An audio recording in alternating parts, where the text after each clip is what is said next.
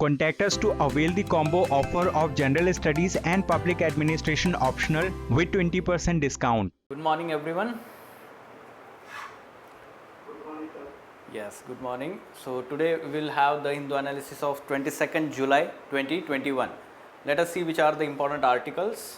Yes, mains related and prelims related developments. Let us take overview of all these articles. On page number 6, editorial page, some articles relates to our mains related syllabus.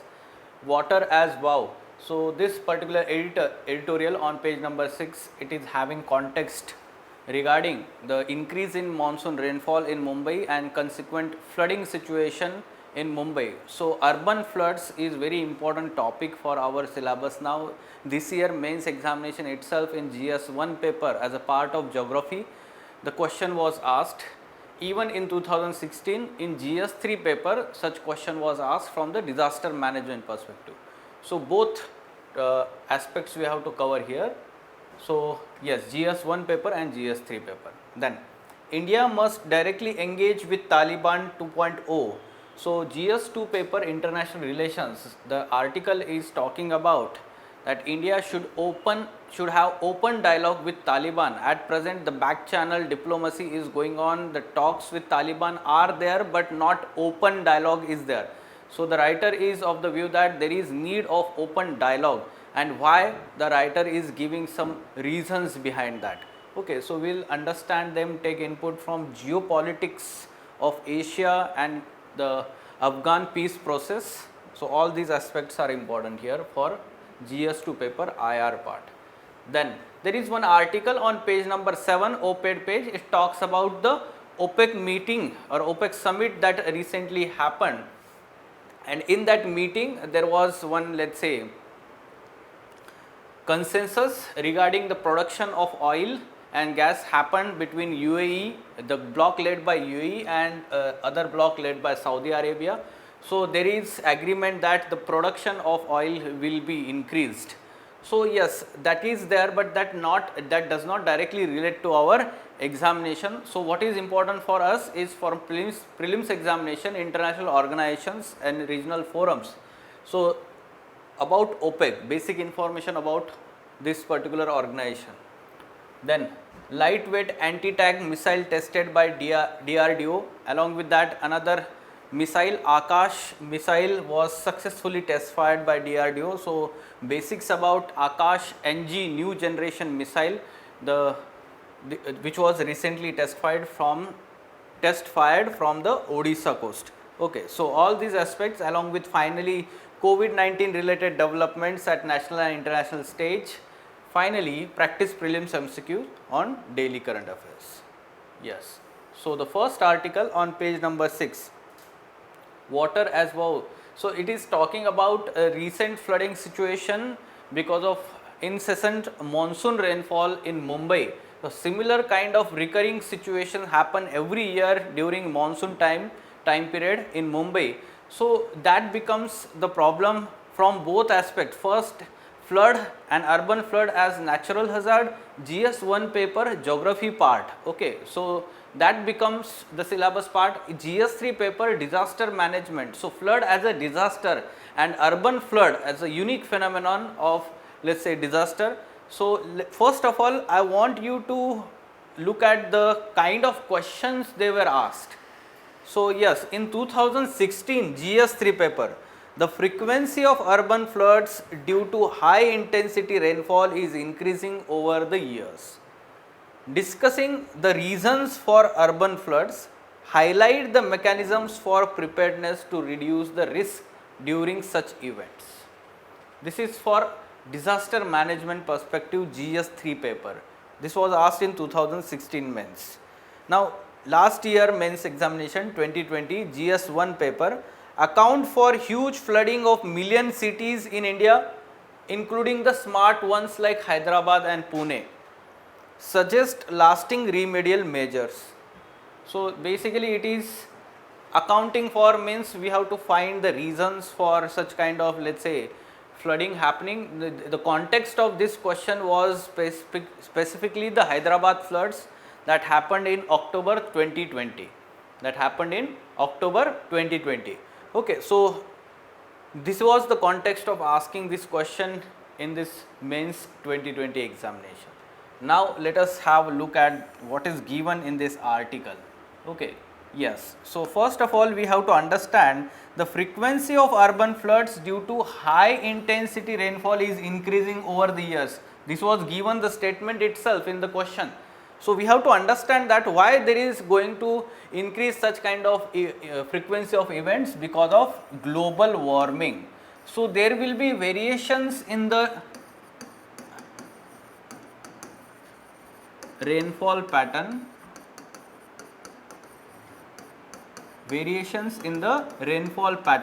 and there will be more and more, we can say, concentrated rainfall in short time period. So such kind of events will be more in future. So this is going to be unpredictable phenomenon, and this frequency of such events is going to increase because of global warming and climate change impact. So our cities, urban cities, they are required to deal with this situation. So let us understand the impact of such urban floods. Yes, we can understand it is now the double jeopardy for poor people living in suburban landslide prone locations. Now in last, let's say, 1 month, there was almost around 30 deaths in Mumbai suburbans due to landslide in different areas. So double jeopardy, which first we have to understand COVID-19 is going on, and Mumbai is, let's say, hotspot of this COVID-19 since start of this epidemic, okay, or pandemic. So yes, this is first, and second we can understand now urban floods. So poor people are facing the brunt of this both we can say that events, and therefore we have to understand they are more vulnerable to such kind of events. Along with that, there is lack of affordable housing. So yes, what happens because of lack of affordable housing, there is increasing number of slums, shanty settlements at the, let's say, outskirts of the cities, and which are not having safety mechanisms, strong, let's say, building material, and therefore they are more and more prone to landslides. Generally what happens is these such kind of, let's say, slums, they grow along the slope of hills in the surroundings of cities. Okay, so this becomes the problem when there is more and more rainfall, they are becoming more we can say prone to these landslides, especially when we are talking about Mumbai here. Now what are the measures in place after floods of 2005 in Mumbai and 2015 infamous Chennai floods? Okay, so yes, and their effectiveness. What are the, let's say, measures? Yes, after these floods, NDMA has put management plans in place for urban cities for dealing with urban floods. Along with that, Ministry of Urban and Housing Development. Okay, so Ministry of Urban Development and Housing Affairs. So this particular ministry has put in place the stormwater manuals for urban cities. Okay, but the effectiveness of these plans, these, we can say that the measures which have been taken has not been effective. So in this manner we have to understand every year such million cities, they are facing such flooding situation. Now recommendation by the fact finding committee after 2005 floods in Mumbai.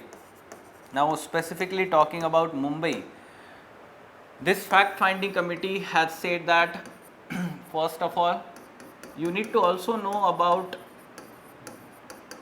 what particular city is facing problems. So here this fact finding committee has said that the natural flows of rivers, and we can say that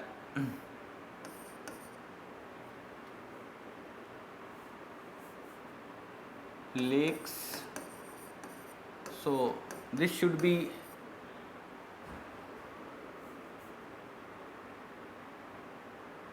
or we can say that the kind of encroachment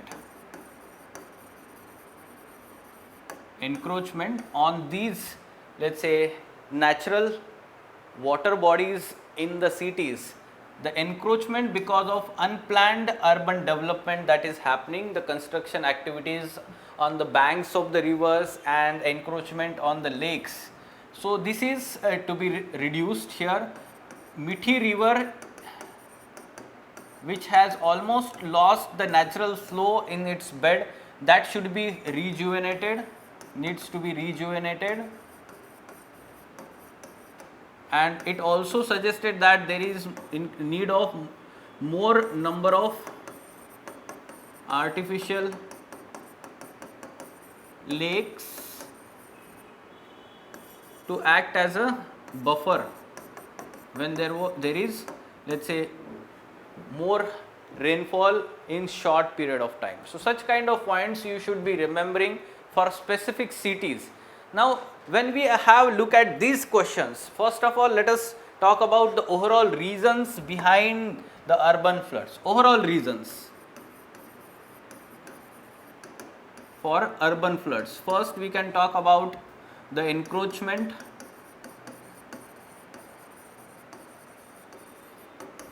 on natural water bodies, be it rivers, lakes, or we can say that wetlands present in the urban areas. So then we can say unplanned urban development and growth. Okay, and because of that the problems of congestion and lack of appropriate infrastructure, so this becomes problem. Third thing is that lack of appropriate sewage, we can say that sewage plan for the city, and there is often, let's say, blockage of sewage pipelines or lines whenever there is flooding of the urban areas. The fourth thing we have to understand is the problem of management of urban water bodies. What happened last year in Hyderabad, major problem, there is actually the cascading effect of lakes in the Hyderabad. There are many lakes located in and around the city, Hyderabad city, and what happened is because of more rainfall, these lakes overflow and there is natural flow of these lakes from one lake to other lake. Okay, and that was not allowed, first thing, and the second thing is lack of coordination in the management authorities of these lakes. So because of that, what happened is the flooding of one lake has resulted into, let's say, sudden inflow of water into the another lake and then again overflowing of that lake. So the lack of appropriate or effective management of urban water bodies, that is again the problem here. Okay, so yes, along with that you can talk about the infrastructure, necessary infrastructure and the congestion in the cities, all these aspects are important here. So urban planning, very important aspect when we are talking about dealing with such situations. So as a long lasting measures, first of all you can talk about the flood warning systems. There is very good system that is put in place in Mumbai and Chennai. Last year this was implemented in Mumbai, that's why it was in news, inflows. Okay, so integrated, we can say, flood warning system, integrated flood warning system. Remember this full form, integrated flood warning system. This was implemented in Mumbai. This gives the early warning for any kind of flood between or beforehand 6 to 72 hours. Okay, 6 to 72 hours before the flooding situation. So this is the early warning system, and we can also understand this is developed by Ministry of Earth Science, Ministry of Earth Science. So this is good thing. At present, Mumbai and Chennai both have such kind of flood warning system, and the remaining cities like Bangalore and Kolkata, they are also going to implement this flood warning system. This is first thing. Then you can also talk about, yes, planned urban growth and development. So here in planning you can talk about the reduction in the congestion, appropriate infrastructure when we talk about the affordable housing for poor people, and whenever we are having such vulnerable areas for landslides, they should not be allowed to be habitated in and around the cities. Okay, this is very important when we are talking about planned urban growth and development. Third thing is management of urban water bodies. So effective management is very important, coordination is very important, and any kind of encroachment on these urban water bodies, natural as well as artificial, that should not happen. This should be ensured by the local urban governments and the administration. And finally, we can also say that yes, surely when we are talking about long term aspect, there should be a decongestion of the cities. Congestion of cities, and there is very good concept in geography optional subject. So developing the magnet cities, or we can say that satellite cities, they are called as satellite cities.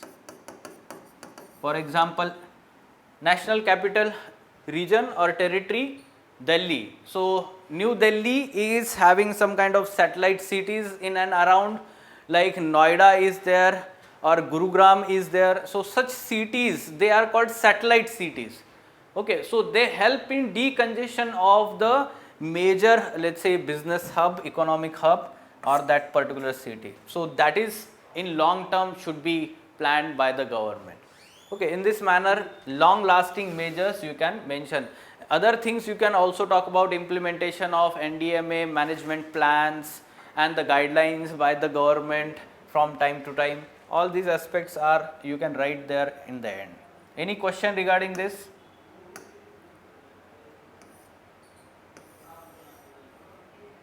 Yes, second article, India must directly engage with Taliban 2.0. Yes, so this particular article is talking about recently India has closed its operations or consulates in Afghanistan, in Kandahar, and then in other areas like Herat also, Herat province.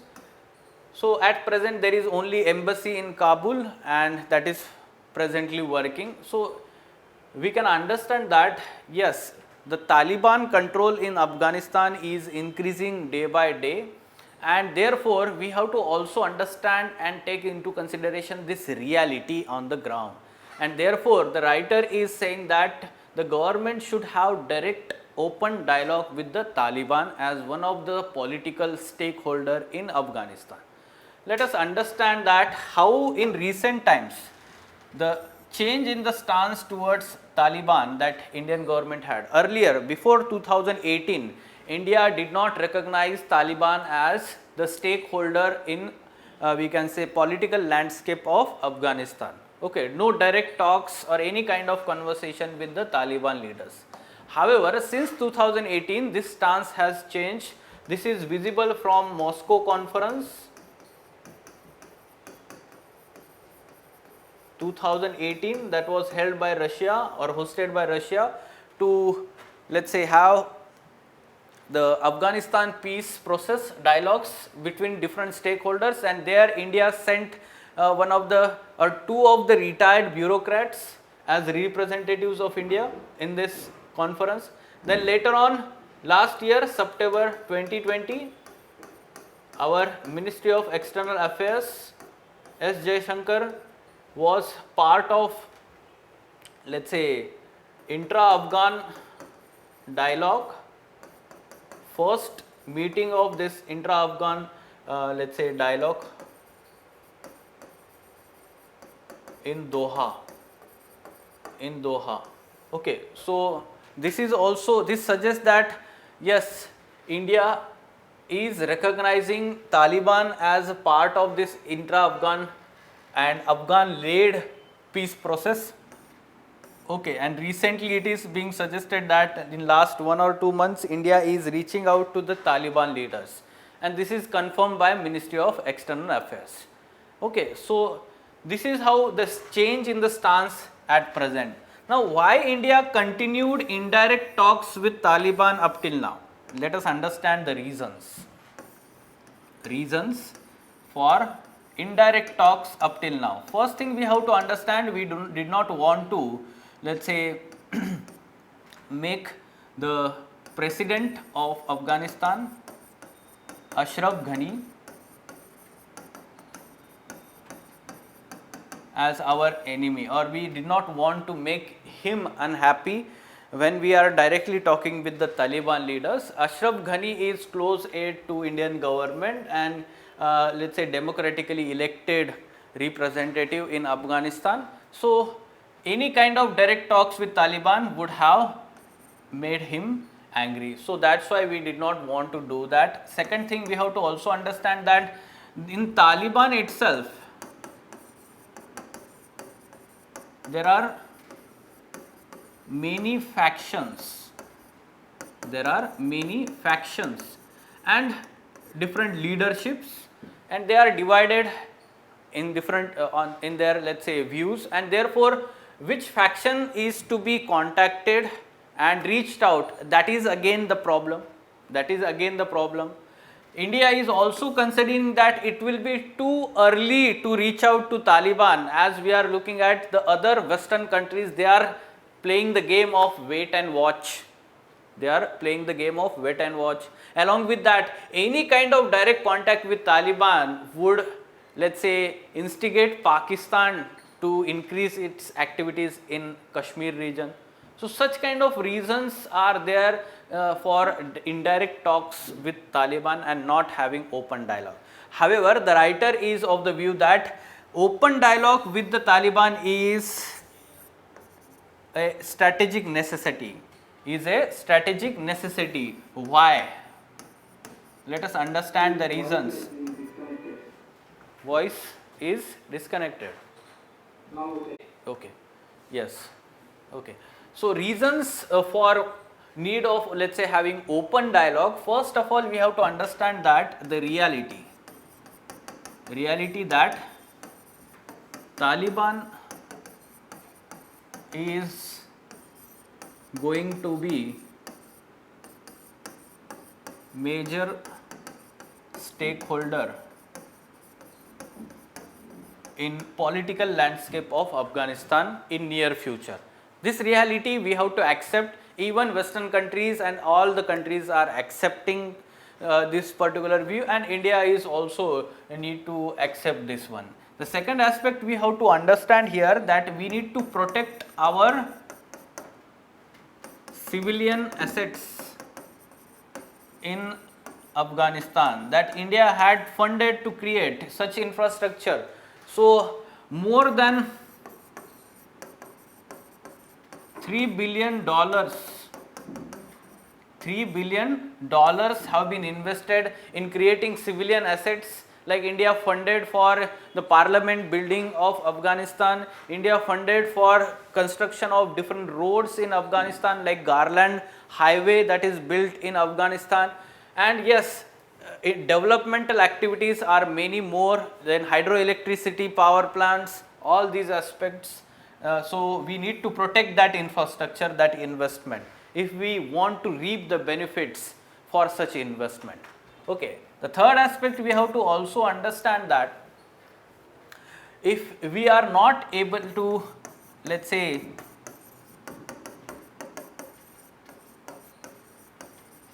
we know that Taliban is looking for recognition from the nearby countries in the region like Iran, Russia, China, India, okay, even Turkey. So all these countries, it is reaching out to these countries for the recognition, and in future surely there will be some kind of recognition, legitimacy and of the Taliban, and therefore if we are late in recognizing Taliban and its legitimacy, then we will be losing the geopolitical leverage towards China, Pakistan, Iran and Russia.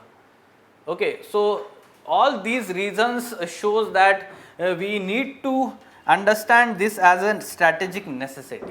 We need to understand it as a strategic necessity. And yes, we can understand that India is moving towards this, and in future the government may have the open and direct dialogue with the Taliban. Okay, so yes, what kind of question? Given the nature of developments unfolding in Afghanistan after announcement of withdrawal of US forces, open dialogue with Taliban is a strategic necessity for India. Analyze. So the analysis that we have done at present, the reasons you need to provide here. Okay. In 2014 mains examination GS2 paper, there was similar kind of question regarding the withdrawal of NATO forces at that time from the Afghanistan, that was announced, and therefore that was in news at that time. This is in news since April when it was announced by US President that by September 11 all US forces will be withdrawn. Okay, so you should be aware about these developments. Yes, any question? Okay. Now on page number 7, it is talking about the deal or the agreement between UAE and Saudi Arabia regarding increase in production of oil, crude oil in the OPEC grouping. So this has now to some extent maintained the peace between the countries, 13 countries of OPEC, and there were, let's say, concerns that UAE will leave OPEC because its demands were not recognized, not accepted, but now there is agreement among these countries. But that is not important. What is important for us? Basics about OPEC, Organization of Petroleum Exporting Countries. As the name suggests, petroleum exporting countries. These countries are world's largest crude oil exporting countries. Let us understand the formation of this OPEC grouping. Baghdad conference that happened in September 1960. So this has led to formation of this intergovernmental organization. First of all, by 5 founding members: Iran, Iraq, Kuwait, Saudi Arabia and Venezuela.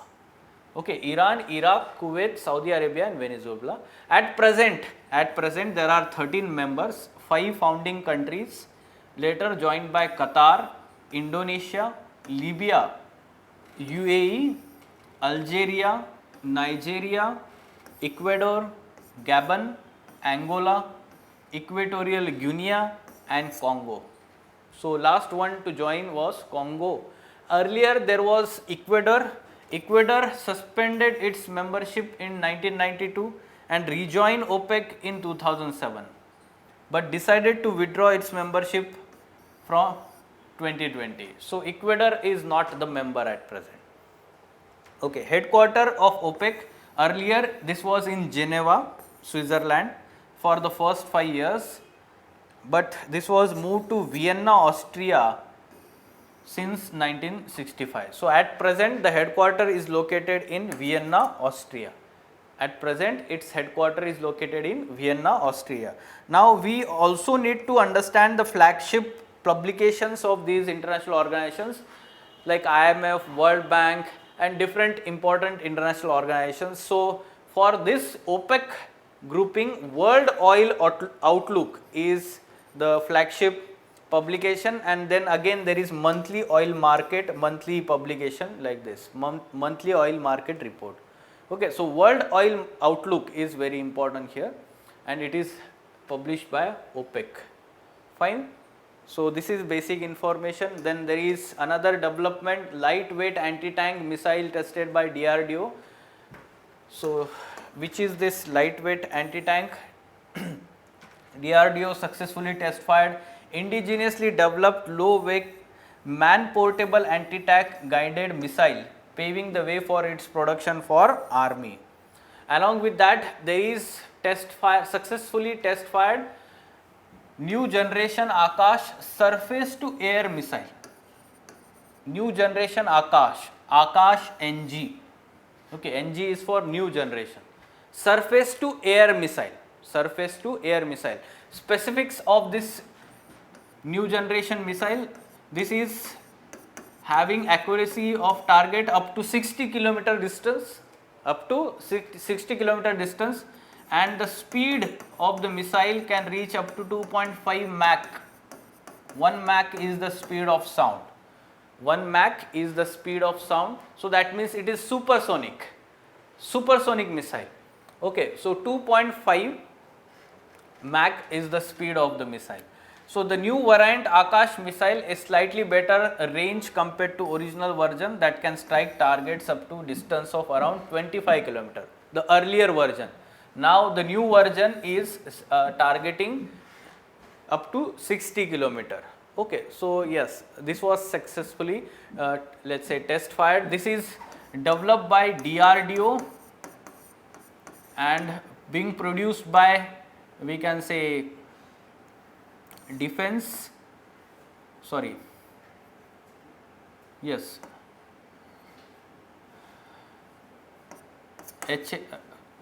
HEL, Hindustan Electronics Limited, and there is Hindustan HEL and HDL. So these are the two public sector undertakings. So they are producing this Akash NG.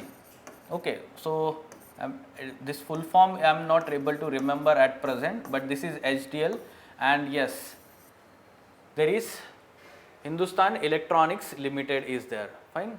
Sorry, HEL in HDL is not there. BEL and BDL is there. Sorry, Bharat Electronics Limited, BEL, located in Bangalore, and then there is Bharat Dynamics Limited. These two have manufactured this along with development by DRDO. Okay, so yes, this basic information is sufficient. Now finally, COVID-19 related developments. Recently, the central government in Rajya Sabha submitted that lack of medical oxygen did not lead to deaths of COVID-19 patients. This was hollow and callous as per, let's say, comments by public health experts. Okay, that means oxygen is necessary for treatment and the failure of the system to provide it has to be acknowledged. The center's bureaucratic response is contrary to the public experience and more empathetic view was required. So actually, we can understand that the COVID death report will not mention about lack of availability of oxygen. So to some extent, this shows that the government is not acknowledging the crisis that happened during second wave of COVID-19. Okay, so this is how the health experts are of the view that the view taken by the government should be changed here. Now, this question, what should be answer to this question?